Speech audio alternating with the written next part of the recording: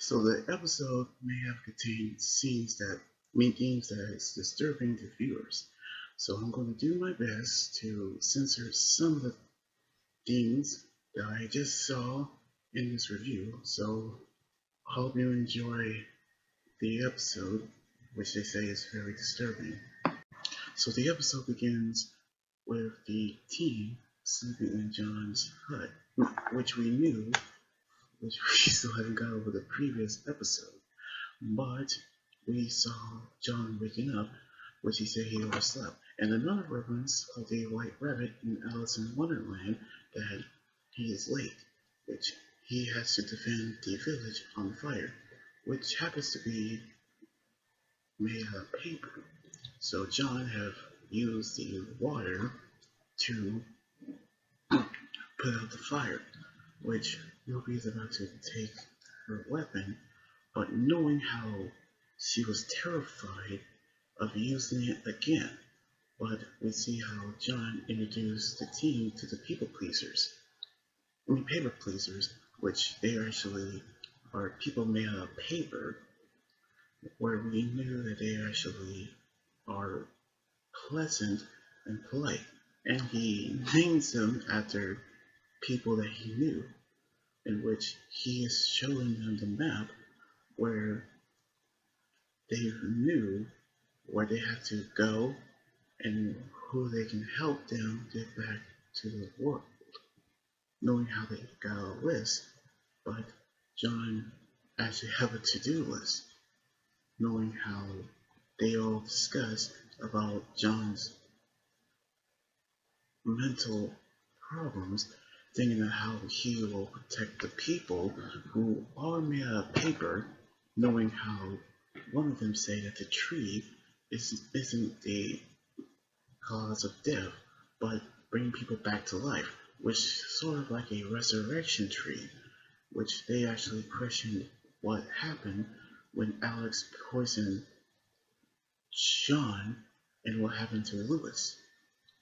But they knew that their conversation was overheard by John, who actually knew that they are actually talking behind his back. But when they knew how John was doing alright, but the Jabberwockers are actually attacking the village, which they actually battle the creatures.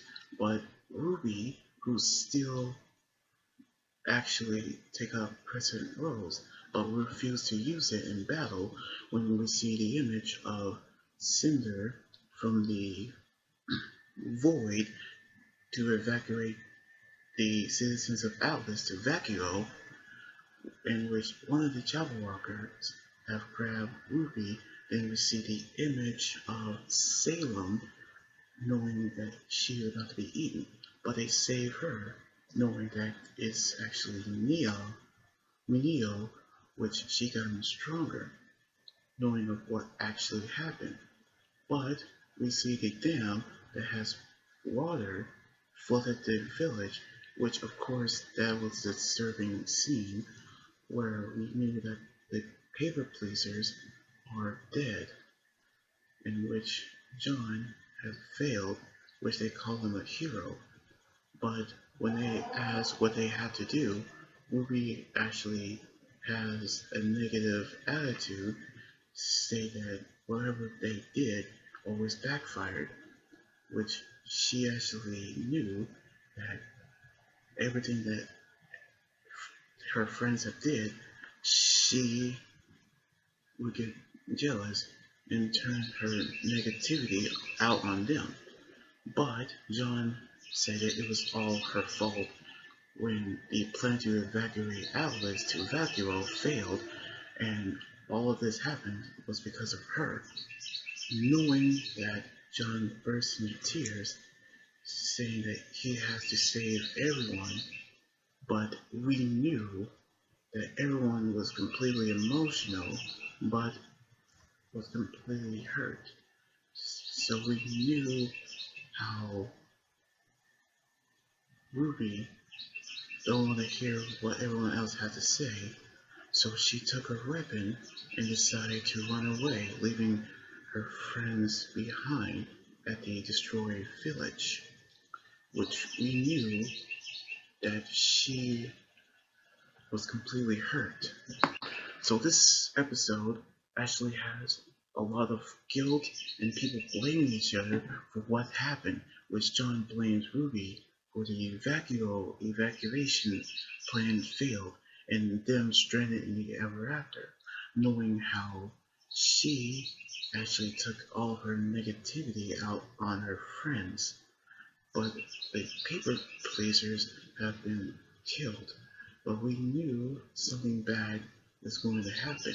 So we're going to see what's going to happen on the next episode next weekend with only 3 episodes left.